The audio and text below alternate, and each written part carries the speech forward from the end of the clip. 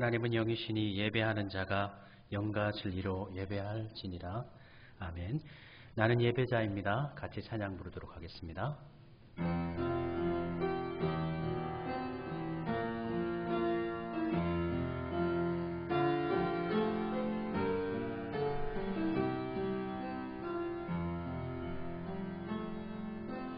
나는 하나님을 예배하는 예배자입니다.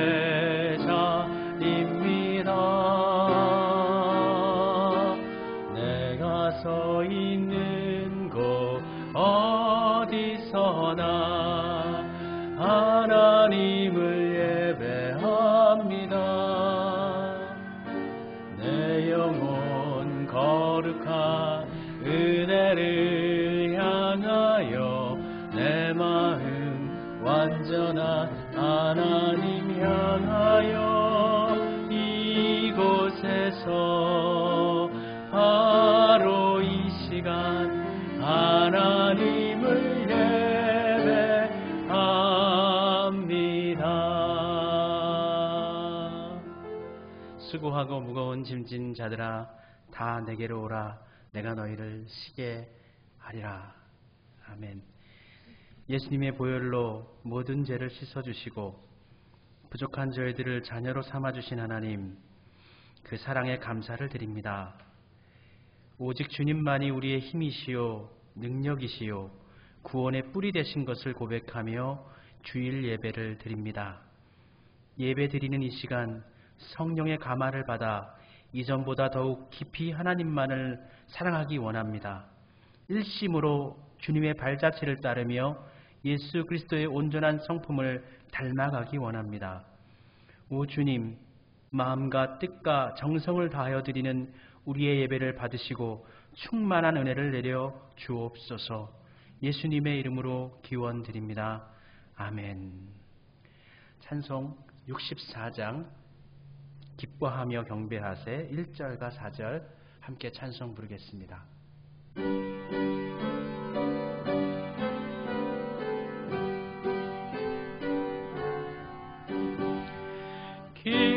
기뻐하며 경배하세 영광의 주 하나님, 주 앞에서 우리 마음 피어나는 꽃 같아 죄와 슬픔 사라지고 의심 구름 거치니 변함없는 기쁨의 주 밝은 빛을 주시네.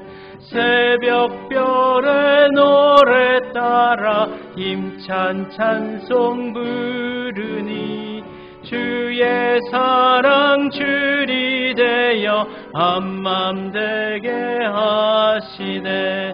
노래하며 행진하여 싸움에서 이기고 승전가를 높이 불러 주께 영광 돌리세.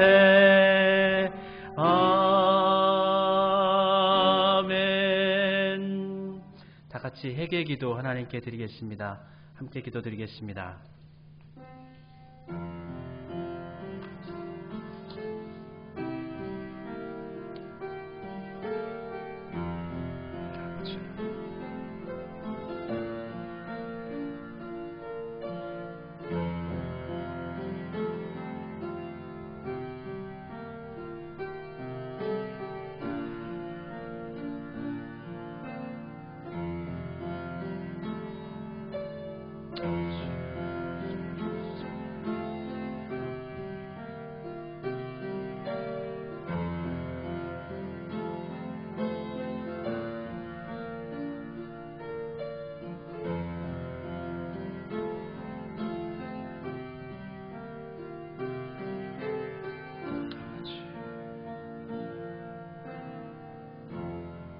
하나님, 하늘과 땅 가운데 의지할 것이 하나도 없고 또 내세울 것 하나도 없어서 두 손 들고 주님 앞에 나아갑니다.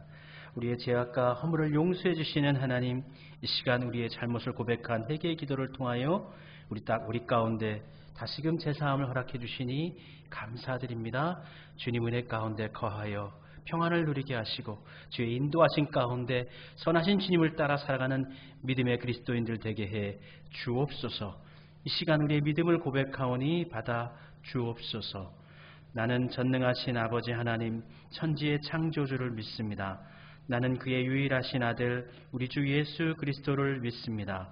그는 성령으로 잉태되어 동정녀 마리아에게서 나시고 본디오 빌라도에게 고난을 받아 십자가에 못 박혀 죽으시고 장사된 지 사흘 만에 죽은 자 가운데서 다시 살아나셨으며 하늘에 오르시어 전능하신 아버지 하나님 우편에 앉아 계시다가 거기로부터 살아있는 자와 죽은 자를 심판하러 오십니다. 나는 성령을 믿으며 거룩한 공교회와 성도의 교제와 죄를 용서받는 것과 몸의 부활과 영생을 믿습니다. 아멘. 자기의 죄를 숨기는 자는 형통하지 못하나 죄를 자복하고 버리는 자는 불쌍히 여김을 받으리라. 아멘. 성시교동문 제23번 말씀 시편 43편의 말씀입니다. 교동문 제23번 시편 43편 말씀입니다. 하나님이여 나를 판단하시되 경건하지 아니한 나라에 대하여 내 송사를 변호하시며 간사하고 불의한 자에게서 나를 건지소서. 주는 나의 힘이 되신 하나님이시거늘 어찌하여 나를 버리셨나이까. 내가 어찌하여 원수의 억압으로 말미암아 슬프게 다니나이까. 주의 빛과 주의 진리를 보내시어 나를 인도하시고 주의 거룩한 산과 주께서 계시는 곳에 이르게 하소서. 그런즉 내가 하나님의 제단에 나아가 나의 큰 기쁨의 하나님께 이르리이다. 하나님이여 나의 하나님이여 내가 수금으로 주를 찬양하리이다. 내 영혼아 내가 어찌하여 낙심하며 어찌하여 내 속에 불안해하는가. 너는 하나님께 소망을 두라. 그가 나타나 도움으로 말미암아 내 하나님을 여전히 찬송하리로다. 아멘. 다 함께 찬송가 337장 내 모든 시험 무거운 짐을 같이 찬송 부르겠습니다.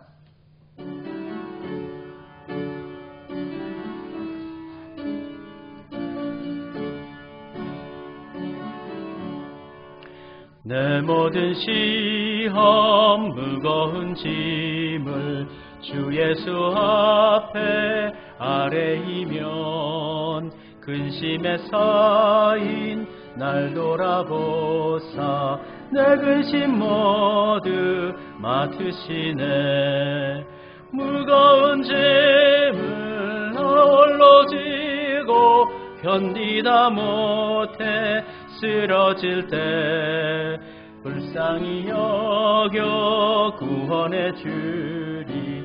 은혜의 주님 오직 예수. 내 모든 괴로움 닥치는 환난 주 예수 앞에 아뢰이면 주께서 친히 날 구해 주사 넓으신 사랑 베푸시네.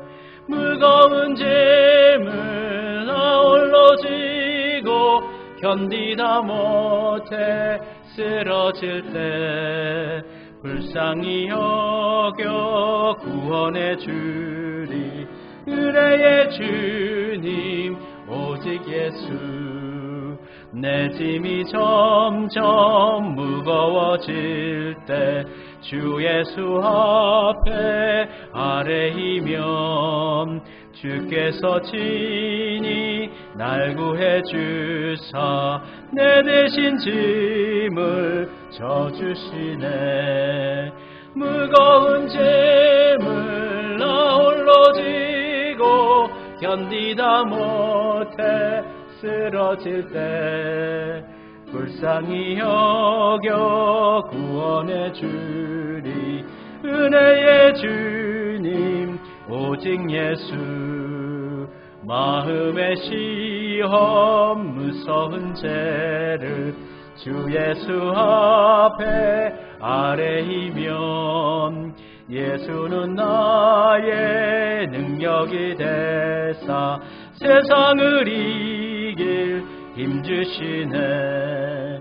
무거운 짐을 나 홀로 지고 견디다 못해 쓰러질 때 불쌍히 여겨 구원해 주리. 은혜의 주님 오직 예수. 마음과 함께 기도드리겠습니다. 존귀하신 하나님, 영광 받으실 하나님, 오늘 예배를 통하여 우리의 찬송을 통하여 영광을 거두어 주옵소서.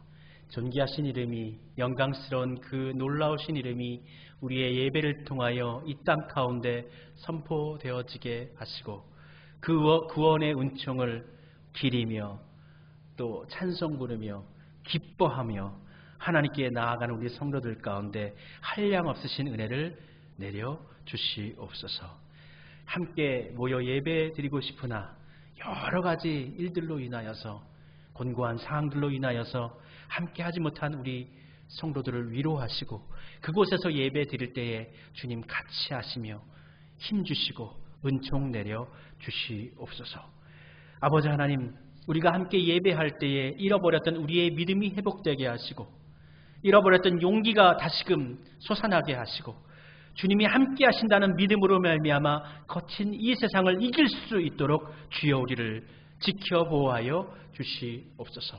특별히 원하는 것은 병중 가운데 아파하고 있는 성도들, 치료가 필요한 성도들 가운데 치료의 강손을 발하여 주시사 온전하도록 회복시켜 주시옵소서. 강건하여서 힘을 내어서 믿음 생활할 수 있도록 주여 은총 나리여 주시옵소서. 하나님을 바라볼 때에 이 시간 마음과 뜻과 정성을 다하여 주님께 집중하게 하시고 주님께서 주시는 은혜뿐만 아니라 들려주시는 말씀을 통하여 깨닫게 하시고 그 말씀의 능력을 가지고 이 세상을 능히 이길 수 있는 성도들이 되어지게 하여 주시옵소서. 원하기는 아버지 하나님, 이제 2년 남은 이 2020년의 기간 동안 우리 모두가 한 해를 시작하며 다짐했던 믿음의 소원들을 이룰 수 있도록 하시고 열심히 노력하고 분발해서 하나님께 나아가는 성실하고 신실한 삶을 살아가도록 주여 우리를 인도하여 주옵소서. 아버지 하나님, 코로나로 인하여서 아직까지 세계 도처 가운데서 어려움이 너무나 깊어져 가고 있습니다. 하나님, 회복시켜 주시옵소서. 속히 백신이 완성되게 하시고 치료제가 완성되게 하시고 이 땅이 다시금 온전함으로 돌아오게 해 주옵소서. 코로나 기간 동안 사람이 잠시 활동을 멈추었더니 자연이 다시금 정상으로 돌아오고 잃어버렸던 동물들이 자신들의 자리로 회복되는 모습을 봅니다. 그동안 우리가 너무 욕심을 부리며 살아왔던 것을 회개하오니 이제 다시금 온전한 세상 가운데 나아갈 때는 보다 욕심을 덜 부리게 하시고 보다 인간 중심적으로 살지 않게 하시고 하나님께서 원하시는 중심, 창조의 중심, 창조의 질서와 다스림을 따라 살아가는 우리들이 되어지도록 주여 인도하여 주시옵소서. 경제적으로 너무나 어려워서 아파하는 성도들이 너무나 많습니다. 하나님 도와주옵소서. 이겨낼 수 있게 해 주시옵소서. 견디는 힘을 더해 주시옵소서.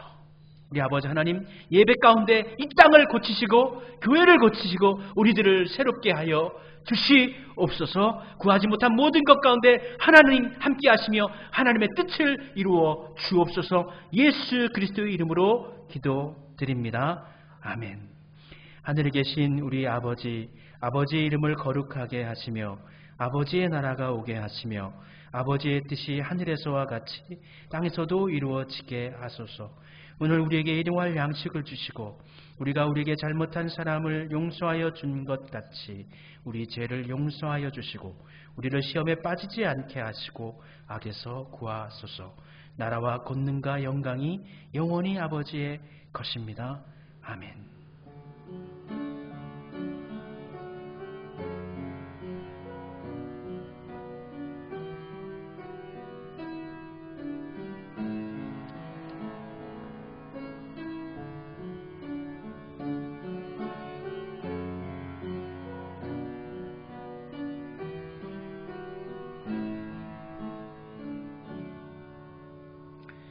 하나님의 한량없으신 은총이 영상을 통해서 예배드리는 모든 성도들 가운데 넘쳐나시기를 바라고 소원합니다. 오늘 예배 후에는 바로 민수기 성경 퀴즈대회가 진행이 됩니다. 지난주에 우리 실시간 영상 예배를 유튜브에 올렸었는데요. 여러 가지로 분주한 모습도 보이기도 하고 또 음향이 또 이렇게 바로 전달되지 못하는 그런 단점이 있어서 영상도 주일 하루 전에 업데이트를 하고 또 주일날 또 우리 같이 또 예배도 드립니다. 두 가지를 겸하여서 드리게 되니까 우리 성도님들 가급적이면 주일 예배를 참석하시고 그렇지 못한 경우에는 같은 예배 구성으로 해서 유튜브를 통해서 예배 드리시면 되겠습니다. 금주부터는 신명기 읽기가 시작이 됩니다. 금주 월요일부터는 신명기 1장부터 금요일까지 5장까지 읽으면서 묵상하며 은혜 나누도록 하겠습니다. 안타까운 소식 전합니다. 우리 함께하고 있는 김혜경 집사님 어머니께서 별세를 지난 주간에 하셨습니다. 하나님의 위로와 하나님의 은총이 우리 집사님의 가정 가운데 있으시기를 소원합니다. 우리 함께 찬송 부름으로 축복 나누도록 하겠습니다.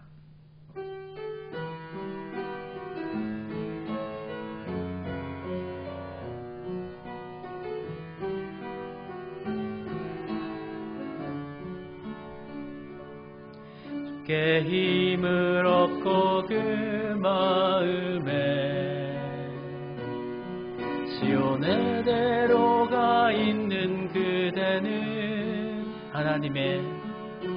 하나님의 축복에 살아 주님 그대를 너무 기뻐하시죠. 주의 집에 거하기를 사모하 주를 항상 찬송하는 그대는 하나님의 축복에 살아 주님 그대를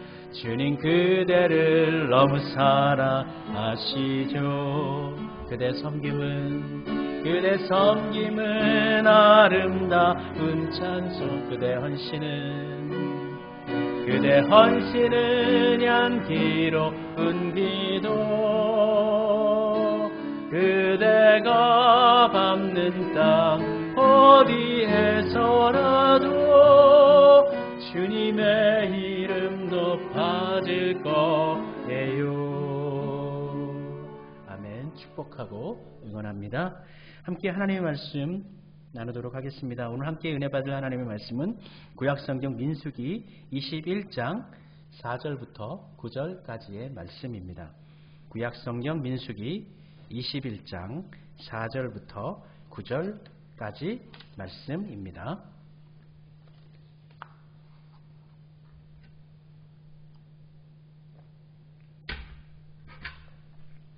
민수기 21장 4절부터 9절까지의 말씀 제가 봉독할 때 같이 봉독해 주시기를 바랍니다. 백성이 호르산에서 출발하여 홍해길을 따라 에돔 땅을 우회하려 하였다가 길로 말미암아 백성의 마음이 상하니라. 백성이 하나님과 모세를 향하여 원망하되 어찌하여 우리를 애굽에서 인도해내어 이 강야에서 죽게 하는가. 이곳에는 먹을 것도 없고 물도 없도다. 우리 마음이 이 하찮은 음식을 싫어하노라 하며 여호와께서 불뱀들을 백성 중에 보내어 백성을 물게 하심으로 이스라엘 백성 중에 죽은 자가 많은지라.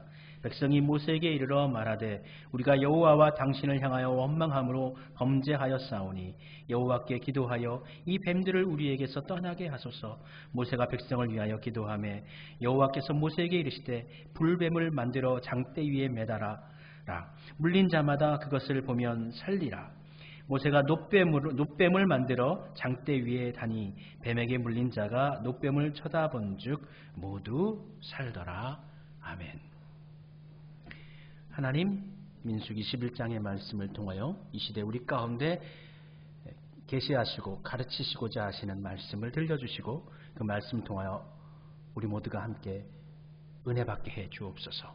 주님의 성령이 우리 가운데 함께 하시며 소통하게 하시고 감동하여 주시옵소서.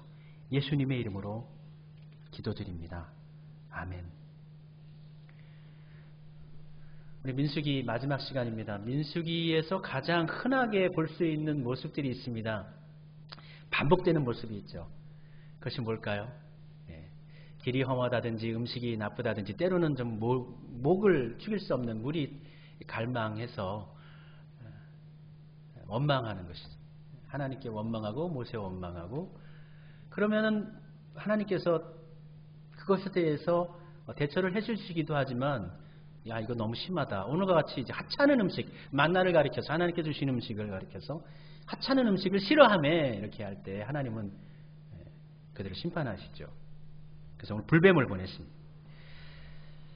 그래서 원망하고 다시 하나님께 잘못했다고 기도하고 그리고 난 다음에 그들을 다시 회복시키는 모습. 이 모습이 민수기에 있어서 아주 서클을 그리면서 계속적으로 40년 동안 반복이 되고 있습니다. 그들이 왜 이렇게 원망을 할까요? 하나님께 불평을 할까요? 40년 동안 강야에서 산다는 것이 사막에서 산다는 것이 뭐 그렇게 허락하지 않을 상황이죠. 사막이라고 한다면 뭐 우리가 익히 알고 있는 뭐 사하라 사막처럼 모래가 휘날리는 이스라엘의 강야지대는 그런 곳은 아니죠. 돌밭이죠. 걷기가 힘들죠. 간혹 보면 초목도 있습니다. 풀들도 있긴 합니다. 오아시스도 있고요. 그렇지만 사람 살기에는 버거운 곳입니다. 낮과 밤의 일기차가 너무 커서 추위도 심하고요. 사는 게 여하튼 참 불편한 장소입니다.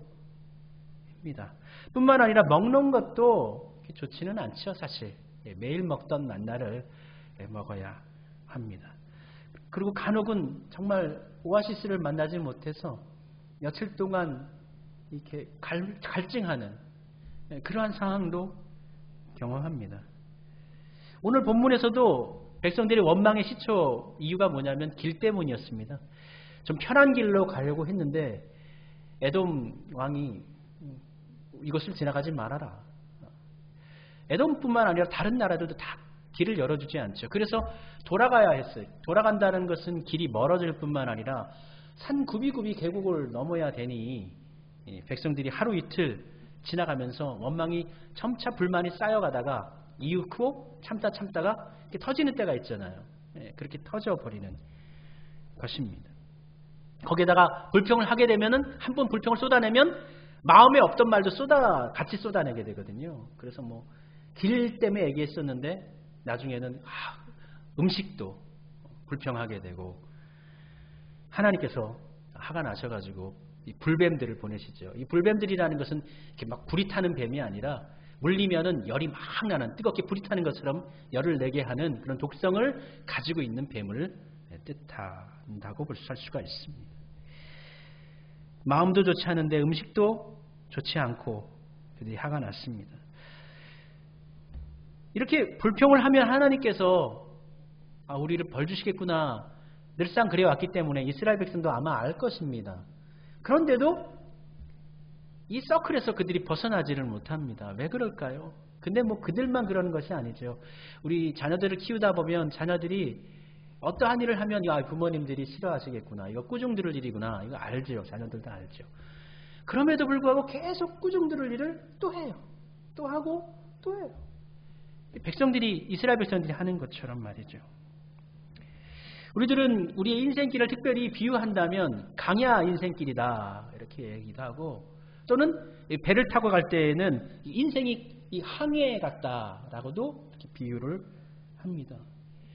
강야를 살아가는 사람들은 타는 목마름, 추위 그러한 고통들이 있고 배를 타고 나아가는 인생길에는 거친 바람과 파도를 넘실넘실 넘어야 하는 힘겨움이 있습니다. 인생을 살아가는 우리 모두는 고통 가운데서 어려움 가운데서 함께 살아갑니다. 고통이 왜 우리 삶 가운데 늘 같이 있는 것인가? 우리 삶 가운데는 왜 고통이 같이 있는 것인가? 많은 사람들이 또는 신학자들이 이 고통의 문제에 대해서 생각해보고 신학적인 이론들을 담론들을 쏟아냈지만 그 누구도 그 고통에 대해서 고난에 대해서 명확한 답을 주는 사람은 없습니다. 특별히 바르게 믿고 살아가는 사람, 성실한 사람, 착한 사람, 믿음 좋은 사람들이 어떠한 인생의 고난을 당하는 모습을 보면 또는 그들이 실패하는 모습을 보면 남에게 무시를 당한다든지 인생의 절망 가운데 빠져 있는 모습을 보게 될 때 도대체 왜 이래야만 하는 것이죠, 하나님? 하나님 왜 이런 일이 그에게 일어나야 하는 것입니까? 라고 되물길 수 있지만 그 이유를 우리는 알 수가 없습니다. 그래서 예레미야 선지자 같은 경우 하나님께 12장 1절에서 이렇게 묻습니다. 여호와여, 내가 주와 쟁변할 때에는 주는 의로우시니이다. 그러나 내가 주께 질문하옵나이니 악한 자의 길이 형통하며 패역한 자가 다 안락함은 무슨 연고이니까. 이 말씀의 전제는 하나님 말씀 따라서 순전하게 하나님 뜻을 따라 사는 사람들은 참 고난을 많이 당하는데 왜 이렇게 패역한 사람들, 하나님을 떠난 사람들은 저들 가운데 하나님 평안이 있습니까? 저들 가운데 안락함이 있습니까? 도대체 왜 그런 것입니까? 예레미야는 묻고 있는 것입니다. 성경에 보면 이 고난에 대해서 하나님께서 이야기해 주십니다. 다양한 이야기를 통해서 고난이 어떤 의미인가라는 것을 가르쳐 주십니다. 그런데 이 고난이 왜 왔는가, 고난은 무엇을 의미하는가라고 정확히 지시해 주지는 않습니다. 성경 속 보면 어떤 구절에서는 고난에 대해서는 이렇다, 어떤 구절에서는 또 그것이 아니다, 그렇게 말씀해 주십니다. 예를 든다면 욥기 4장에서 욥의 친구, 고난받는 욥의 친구 엘리바스가 고난당하는 욥에게 와서 이렇게 이야기합니다. 생각하여 봐라. 죄 없이 망한 자가 누구인가? 정직한 자의 끊어짐이 어디 있는가? 내가 보건대 악을 밭갈고 독을 뿌리는 자는 그대로 거두나니. 그러니까 네가 지금 이렇게 죄 받는 거는, 벌 받는 거는 네가 뭔가 잘못한 게 있기 때문에 하나님께서 너 벌 주시는 거다. 인과응보의 논리죠. 그러니까 이 세상에 고통당하는 사람들은 다 그 이유가 있는데 그것이 뭐냐? 그가 저지른 죄 때문에 그가 벌을 받고 있는 것이다 라는 이 논리인 것입니다. 그러나 성경이 다른 구절에서 보면 고통에 대해서 다르게 이야기하십니다. 예를 들어서 예수님께서 이제 맹인인 사람들 앞에 제자들과 함께 거닐 때 제자들이 예수님께 이렇게 묻습니다. 주님, 날 때부터 저렇게 소경된 저 사람은 도대체 누구의 죄 때문에 저렇게 고난을 받는 것입니까? 제자들이 묻죠. 그때 예수님께서는 그의 죄도 아니고 그의 부모의 죄도 아니다. 그의 병과 그러니까 그의 죄는 1절 상관이 없다라는 거예요. 앞서 욥의 이야기하고는 전혀 틀리죠. 예수님께서는 그를 고치심으로 하나님의 영광이 드러나게 하기 위함이다 라고 말씀하셨습니다. 그러니까 하나님의 영광이 드러난 것까지는 예수님께서 말씀하셨어요. 하나님의 영광이 드러났어요. 병든 자가 치유되고 눈을 뜨게 됐으니까요. 그런데 하나님의 영광이 드러난 것과 그가 병든 이유, 고난당한 이유는 별개의 문제예요. 고난당한 이유에 대해서는 따로 설명해 주시지 않습니다. 또 다른 본문 속에서 우리가 고난을 당하는, 사람이 고난당하는 이유는 무엇이냐? 사단이 우리를 괴롭히고 있는 것이다. 우리에게 병을 주기도 하고 우리에게 사업을 실패하기도 하고 근심 걱정거리를 가득 싸매어줘가지고 성도들을 괴롭히는 것이다. 사단이 우리에게 고난을 주는 것이다. 이렇게 강조를 합니다. 이것만을 또 너무 강조해서 귀신론에 빠져버리는 엉뚱한 사람들도 있죠. 성경에서 그렇게 이야기합니다. 반대로 고난에 대해서는 사단이 주는 것이다 이렇게 얘기하시는 분도 있지만, 이거와 반대로 그럼 축복, 복에 대해서는 어떻게 할까요? 하나님께서 복을 주시는 분이다, 하나님께 축복하시는 분이다 라는 부분만을 또 너무 강조하시는 분이 있어요. 굉장히 긍정주의 신학, 축복의 신학, 그것을 강조하는 사람들이 있는, 이건 다 일면만을 강조하는 거예요. 축복도 복도 저주도 그리고 불행한 것도 고통도 다 양면성이 있는 거예요. 두 가지가 다 선도 아니고 두 가지가 다 악도 아닙니다. 다만 하나님께서는 그 두 가지를 사용하십니다. 도구들이라는 것이죠.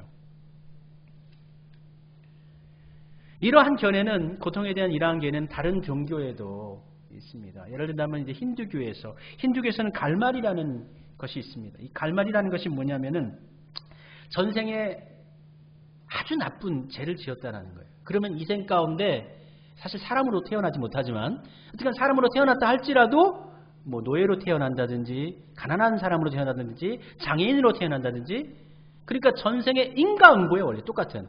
전생에 잘못한 것이 있어서, 그러니까 지금 잘못한 게 아니라 전생에 잘못한 것이 있어서 지금 내 처지가 이렇게 참 곤란스럽다, 힘들게 살아간다, 그렇게 이야기하고 있는 거예요. 그러니까 전생에 스스로 지은 죄업이 크니까 지금의 삶에 대해서 반발하지 말아라, 거부하지 말아라. 지금의 노예의 삶에, 지금의 그 불가촉 천민의 삶에 충실하라. 지금 충실하게 잘 살면 다음 생에서는 기적으로 태어날 수 있다. 이게 이 갈말이라는 제도를 통해서 이 힌두교 그리고 카스트 제도, 이것이 일반화되어지는 거죠. 보편화시키는 거죠. 이게 사실은 이 종교적인 경전의 원리를 통해서 사람을 구속시켜 버리는 거예요. 힘들게 사는 사람을 일으켜 세우고 사랑으로 보듬어야 되고 사람답게 살아갈 수 있도록 하는 것이 하나님의 정신입니다. 하나님께서 원하시는 거예요. 그런데 이 힌두교는 이 종교적 교리를 통해서 너 지금 그렇게 사는 거, 장애인 된 거 원래 그런 거니까 지금 충실하게 살아. 네가 쟤 때문이야. 나중에 너 지금 잘 살면, 성실하게 하면 나중에 건강해지니까 지금 충실해야 돼. 이런 논리로, 기득권을 지지하는 논리로 이렇게 사용됐다라는 것이죠. 이슬람도 마찬가지. 이슬람에서도 가장 대표적인 일을 처리하고 난 다음에 다 이번에도 큰 일이 테러가 있었잖아요. 그러고 난 다음에 알라는 위대하다 그렇게 고백하는데, 가장 기본적인 신학 원리가 있어요. 이슬람에. 그것은 뭐냐면 인샤알라입니다. 모든 것이 다 알라의 뜻이다라는 거예요. 이게 숙명론이죠. 똑같습니다. 신이 너를 그렇게 만든 것이다. 신이 너를 그러한 상황에 처했으니까 너 그렇게 사는 거에 만족해야 돼. 신의 뜻이야. 신의 뜻인데 네가 그걸 거절하면 안 돼. 같은 논리입니다. 숙명론. 그것을 받아들이라는 것입니다. 그리스의 철학자들, 특별히 아테네의 에피쿠로스 학파, 이 쾌락주의자들, 이 사람들은 현재의 고통에 대해서, 그 고통의 근원 이유에 대해서는 따지지 않고요. 고통을 벗어나는 것이 선이다라고 가르칩니다. 그래서 술에 취하든지 어떠한 쾌락에 빠지든지 현실의 고통을 벗어나면 그것이 선이다. 그것이 지혜로운 삶이다. 그렇게 이야기합니다. 다른 종교에서도 또 성경에 대해서도, 성경의 속에서도 고통에 대해서는 다양한 견해를 우리에게 가르쳐 줍니다. 그러니까 고난의 의미를, 고통의 의미를 단정적으로 해석할 수는 없는 것이죠. 성경의 견해가 다양한 것처럼 우리에게 다가온 고난의 문제도, 우리 성도들이 겪는 고난의 문제도 다 케이스 바이 케이스인 거예요. 하나의 논리로 전체를 다 적용할 수는 없는 것입니다. 때로는 죄를 지어서 하나님께서 벌 주는 걸 수도 있어요. 때로는 사단이 우리를 힘들게 하는 걸 수도 있어요. 때로는 하나님께서 우리를 축복의 길로 인도하시는 가정 가운데 테스트하시는 것일 수도 있습니다. 지나보면 그때 그 이유가, 그 고통의 이유가 이런 것이었구나, 조금 깨달아 볼 수도 있을 수 있겠지만 그건 개인적인 것이고 고통의 이유에 대해서 정확한 답을 얻을 수는 없습니다. 다만 어떠한 상황 가운데서도, 우리가 고통과 당하는 상황 가운데서도 하나님을 신뢰하는, 의뢰하는 믿음을 따라 사는 것이 고통을 당하여 살아가는 사람들에게 있어서의 가장 바른 삶의 자세라는 것을 우리는 알아야 합니다. 그러니까 우리는 고난을 통해서 섭리하시는 하나님을 바라보는 것에 큰 의미를 둬야 하는 것입니다. 고난 자체의 문제를 보지 말고 고난을 허락하신 하나님을 바라보는 것입니다. 고난을 가지고 우리를 다루시는 하나님의 뜻이 무엇인가를 우리는 살펴보아야 합니다. 네, 죄송합니다. 그러니까 고난 자체보다 우리는 고난에 이제 포인트를 많이 두는데, 그 고난을 허락하신 하나님의 뜻이 무엇인가, 하나님께서 이 상황을 허락하신 하나님의 뜻이 무엇인가, 우리가 하나님의 뜻 안에서 어떠한 길을 선택하는 것이 가장 옳은 것인가, 이것을 의미 있게 두어야, 무게중심에 더 두어야 한다라는 것입니다. 로빈슨 크루소라는 그 소설이 있습니다. 거기 소설에 보면 이 로빈슨 크루소가 섬에서 구해낸 사람이 있죠. 그 이름을 프라이데이, 금요일에 구해줬다고 해서 만났다 그래서 프라이데이라고 짓는데, 프라이데이에게 영어도 가르치고 수학도 가르치고 또 성경도 가르칩니다. 그때 프라이데이가 로빈슨 크루소에게 이렇게 묻습니다. 하나님은 굉장히 전능하시고 능력이 많으시다고 하셨죠. 그렇다면 어째서 그렇게 능력이 많고 힘이 많은 하나님께서 마귀를 없애버리시지 않고 고통과 죄를 없애버리시지 않으시는 것입니까? 라고 로빈슨에게 묻습니다. 로빈슨은 곰곰이 생각하고 난 다음에 답을 하는데 너 참 지혜로운 말을 하는구나. 그렇지만 내가 묻겠는데 왜 하나님은 날마다 악을 행하면서 하나님을 불쾌하게 만드는 인간을 전부 없애버리지 않고 기다리실까? 이렇게 되묻습니다. 그러니까 우리를 힘들게 하는 고통을 왜 없애버리지 않으세요 하나님? 이렇게 물으니까 날마다 하나님을 괴롭히고 있는 하나님의 뜻을 벗어나서 하나님을 고통스럽게 하는 죄에 빠진 사람들을 하나님은 왜 기다리시고 참으시고 그것을 없애버리시지 않을까? 로빈슨은 답합니다. 하나님을 신뢰하는 믿음만 있다면 우리가 고통이 있다 할지라도 그 고통을 그 말씀 가운데서 충분히 예방할 수 있습니다. 예방할 수 있을 뿐만 아니라 개선할 수도 있죠. 그리고 극복할 수도 있습니다. 하나님께서 방점을 주시는 것은 하나님께서 중요하게 생각하시는 것은 우리가 이 인생을 살아갈 때 행복하게 우리 사람은 행복하게 사는 것이 목적인데 하나님께서는 고통이 없이 행복하게 사는 것에 더 방점을 두는 것이 아니라 하나님께서는 우리의 삶을 통해서 우리의 인격과 신앙, 성품이 하나님 앞에 온전해지는 것. 하나님께서 방점을 주시는 것은 우리의 삶의 문제 가운데 고통을 해결해 주시고 행복하게 살아가게 하는 것이 아니라 우리가 살아가는 과정을 통해서 우리의 인격과 신앙, 성품 그 모든 것이 얼마나 하나님께 나아가는 것이고 다 있는가. 하나님께서 원하시는 것은 그것에 더 방점이 있다는 것입니다. 마태복음 8장에 보면 예수님께서 배를 타시고 갈릴리 바다를 건너십니다. 그때 풍랑을 만나서 제자들이 많은 고난을 당하죠. 이 말씀을 통해서 우리는 고통 가운데 어려운 위기 가운데 우리 그리스도인은 어떠한 신앙인의 모습을 보여주어야 하는가라는 것을 같은 배를 타신 예수님을 통해서 확인할 수가 있습니다. 세 가지를 확인할 수가 있는데 첫 번째로 고난을 당하는 제자들 가운데 예수님께서 같은 배에 타고 계셨다라는 것입니다. 풍랑을 만나 배가 흔들리고 파도가 넘어지는 상황 가운데 예수님께서 그 문제를 해결해 주시나요? 일정 시간까지 해결해 주시지 않습니다. 그 고통의 현장 가운데 예수님께서 같이 계셨다라는 것입니다. 그리스도인들은 고난당할 때 하나님을 찾습니다. 그런데 그 하나님이 어디 있습니까? 같이 고통당하는 그 배 안에 계시다라는 것입니다. 하나님이 우리와 같이 하신다라는 것입니다. 그리고 두 번째로는 예수님은 풍랑 속에서도 잠잠하셨다라는 거예요. 또 조용히 주무시는 모습을 보여줬다라는 거예요. 우리는 시험을 당하면 난리가 납니다. 이 배를 타고 있는 제자들도 우왕좌왕하면서 난리가 난 거예요. 중심을 잃어버려요. 그러나 고통이 다가왔을 때 우리는 예수님께서 편안하게 잠을 주무시는 것처럼 우리의 신앙 중심을 지켜야 한다는 거예요.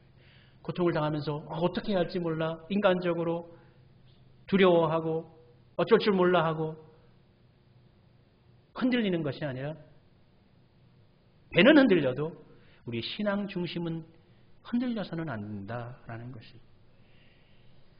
세 번째로 풍랑이 어느 정도 시점이 다다르자 예수님께서 깨어나셔서 그 풍랑을 바람과 파도를 잠잠케 해 주십니다. 문제의 근원을 해결해 주십니다. 예수님께서 계속 방관하시지 않는다. 때가 되면 어느 정도 성도들이 고난을 겪고 깨우침을 얻고 그러고 남은 예수님께서 해결해 주신다라는 것입니다. LA 수정교회, 크리스탈교회 로버트 슐러 목사님, 제가 그렇게 좋아하는 목사님은 아니지만 2007년도에 이분이 제 신대원 다닐 때 한국에 방문하셨어요. 그때 2007년도에 우리나라 100주년 기념 부흥 굉장히 많은 일이 있었습니다. 근데 이분이 오셔가지고 이분이 그 크리스탈 교회 유명한 교회죠. 굉장히 큰 교회고 온 모든 것을 다 크리스탈로 지은 교회예요. 이분은 굉장히 부흥 신학, 긍정주의 신학, 책 자체도 긍정적인 사고 이거 굉장히 베스트셀러입니다. 이들 부부가 우리나라에 들어와서 이제 집회를 인도해 주는데 전화를 받게 됩니다. 딸이, 캐롤이라는 딸이 교통사고를 당한 거예요. 본인이 오토바이를 타고 가다가 본인이 들이받았어요, 차를. 사고가 났는데 다리 하나를 절단해야 된 거죠. 장애인이 된 것입니다. 그리고 1년 있다가 또 그의 아내가 암에 걸립니다. 그래서 연거푸 어려움이 닥쳐지는 것이죠. 그래서 왜 이러한 일이 나에게 닥칠까? 우리는 이런 일들이, 어려운 일이 계속적으로 반복되면은 도대체 왜 나는 이게 이런 일이 닥친 거지? 왜 이런 일이 나를 향해 온 거지? 이렇게 생각하는데 그거 이유 발견할 수 없습니다. 그거 찾아 애쓴다고 해서 문제 해결되지 않습니다. 중요한 것은 온 것이기 때문에 온 것 다음에 처리를 해야 되는 것이죠. 이 슐러 목사님 고통 가운데서 묵상하면서 3가지를 스스로 깨달았다라고 합니다. 첫 번째는 모든 것을 인정해야 된다. 장애인이 된 딸도, 사고가 난 딸도, 또 암에 걸린 아내도 그것을 인정해야 된다. 그냥 받아들이라는 거야. 받아들이라. 거부하면은 본인 삶도 그렇고 본인 신앙도 그렇고 계속적으로 갈등이 일어나는 거예요. 받아들여라. 첫 번째는. 두 번째는 그러나 하나님께서는 우리 모두의 인생의 설계자요 계획자라는 것을 인정하라는 것입니다. 그러니까 다리가 절단된 것도 하나님의 설계 안에 있는 것이고 아내가 암에 걸린 것도 하나님의 계획 안에 있다라는 것을 인정해 주시는 거예요. 인정하는 것입니다. 그리고 하나님께서 선하신 길로, 비록 상황은 녹록하지 않지만 궁극적으로 선하신 길로 그들을 인도하실 거라는 것을 또한 믿는 것입니다. 그리고 세 번째로는 전적으로 하나님을 위탁하는 것입니다. 불구자가 된 딸도 암에 걸린 아내도 전적으로 하나님께 다 맡겨버리는 거예요. 어떻게 하든 아내가 회복되고 딸의 앞날이 어떻게 되고 구체적으로 기도할 수 있지만 그냥 하나님께 다 맡겨버리는 것입니다. 어떠한 결과가 있든 하나님의 인도하심을 따르겠다라는 것이죠. 오늘 본문 말씀 가운데 있는 이 강야는 고통의 장소입니다. 그러나 그 고통의 장소인 강야에서 얻을 수 있는 영적인 유익이 있습니다. 그것은 무엇입니까? 첫째로는 그들로 이 부족한 가운데서 기도하게 한다라는 것입니다. 모든 백성이 고난 가운데에서 함께 기도했고 또 모세에게 기도 요청을 합니다. 그리고 두 번째로는 기도 가운데 그들의 영안의 눈이 열려진다라는 것입니다. 그 기도 가운데 그들이 영적으로 성숙한다라는 것입니다. 하나님께서 그들의 문을 열어주십니다. 마음의 때를 씻기고 육신의 안혈주의, 육신의 욕망주의 이러한 것들을 벗어나게 합니다.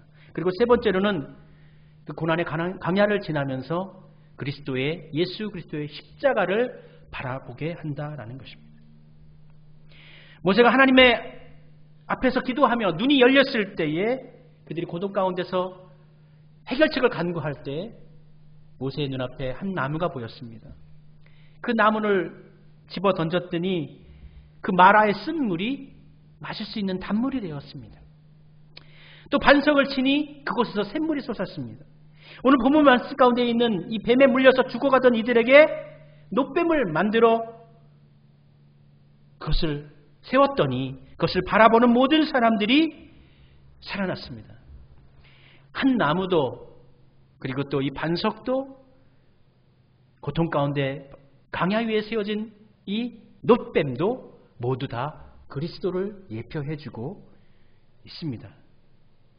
그리고 이러한 고난 가운데서 고난을 겪어낸 가정 가운데서 신실하게 우리가 하나님을 끝까지 인내하며 따라간다면 쓴물이 단물로 변화되는 그러한 역사도 우리는 경험할 수가 있습니다.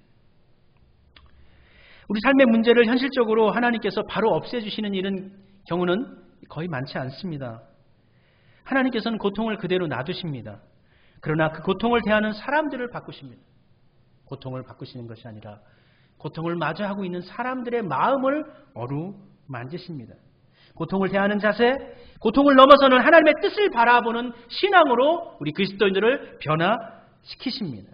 그리고 궁극적인 의미에서 고통의 이유가 되는 것이 무엇일까요? 고통의 이유가 되는 죄, 근원적인 죄에 대해서 오늘 본문 말씀 가운데 모세는 놋뱀을 세웠습니다. 이 놋뱀은 바로 우리 예수님을 상징합니다. 예수님의 십자가를 그들 가운데 제시해 주십니다. 삶도 계속되고 고통도 계속되지만 더불어서 십자가의 은혜도 계속됩니다. 놋뱀을 바라본 그들이 살아난 것처럼 불뱀에게 물려서 열병 가운데 고통당하던 그들이 그 고통에서 벗어난 것처럼 십자가를 통해 궁극적으로 죄의 사슬에서 우리를 하나님은 벗어나게 하십니다. 다만 우리는 아직 믿음의 길은 아직 우리 앞에 놓여져 있습니다. 우리는 살아가야 합니다. 물론 현실의 고통 역시도 마찬가지입니다. 계속됩니다. 고통이 넘실대는 이 자리에 우리 예수님도 같이 하십니다. 그 가운데 고통의 물결을 넘어서 하나님의 뜻을 향하여 살아갈 수 있는 우리 모두가 되어야 하겠습니다. 고통의 자리 가운데 세워진 놋뱀, 그리고 갈보리 언덕 위에 세워진 십자가를 바라보시기를 바랍니다. 인생 강약길 가운데 세워진 놋뱀 예수 그리스도,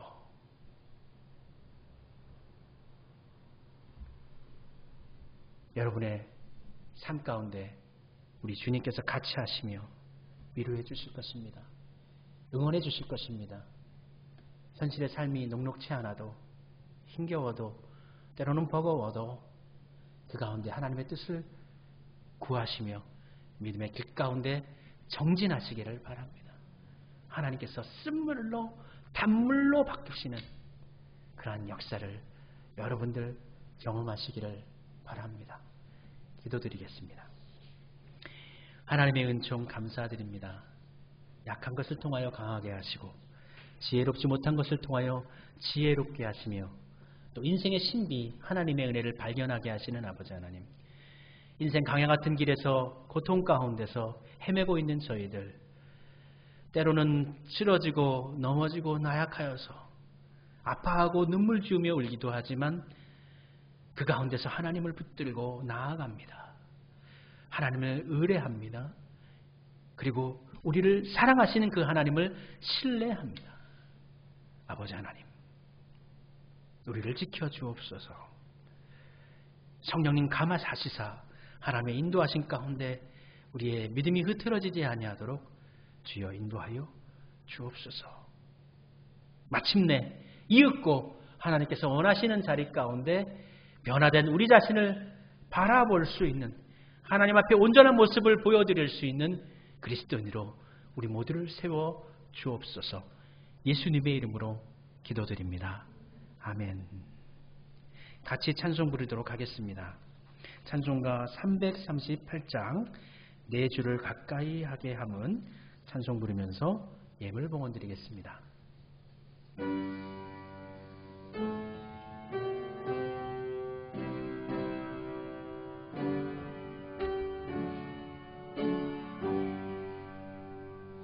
내 주를 가까이 하게 함은 십자가 짐 같은 고생이나 내 인생 소원은 늘 찬송하면서 주께서 나가기 원합니다. 야곱이 잠깨어 야곱이 잠깨어 일어나는 돌단을 쌓은 거 본받아서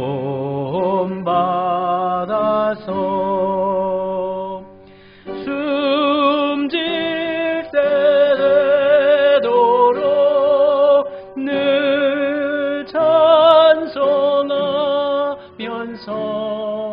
주께 더 나아가기 원합니다.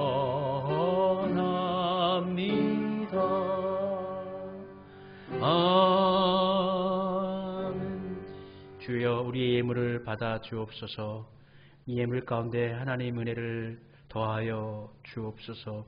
들으신 분들을 축복하시고 일터와 기업에 하나님의 은총을 날마다 때마다 새롭게 하여 주옵소서. 건강하게 하시고 믿음에 충실하게 하시고 이 땅을 살아감에 있어서 지치거나 힘들지 아니하도록 주님 같이 하시며 지켜 주시옵소서.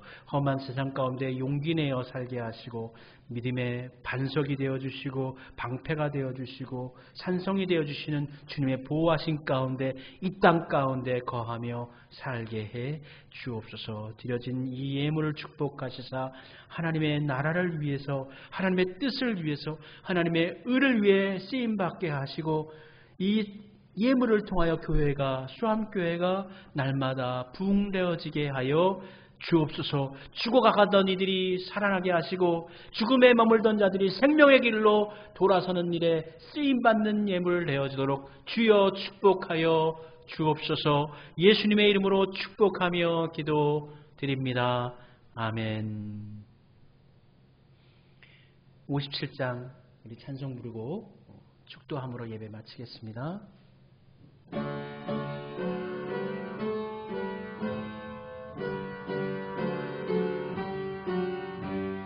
오늘 주신 말씀에 새 힘 얻어서 세상으로 나가서 살아갈 때에 나 혼자 힘으로 늘 부족하오니 주여 나를 도우사 승리하게 하소서. 아멘. 이제는 우리 주 예수 그리스도의 은혜와 아버지 하나님의 깊고 크고 놀라우신 사랑과 성령의 같이 하심, 교통하심이 영상을 통하여 예배드리고 있는 우리 모든 성도님들 위해 이제부터 영원토록 같이 하여 주시기를 간절히 축원하옵나이다. 아멘.